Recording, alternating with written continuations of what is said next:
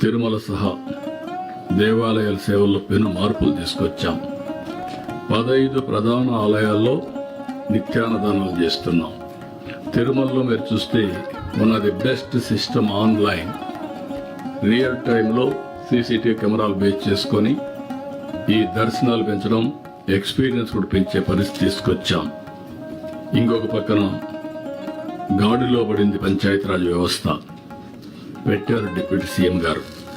పల్లె పండగ ద్వారా 4000 కిలోమీటర్లకు నాంది పలికారు.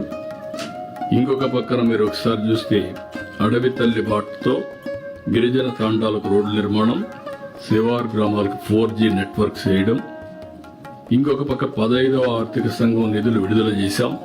95 CSS పథకాలను పునరుద్ధరించాం. ప్రతి ఇంటికి అమరజీవి జలధార పేరుతో మంచినీటి కొళాయిలు ఇస్తున్నాం.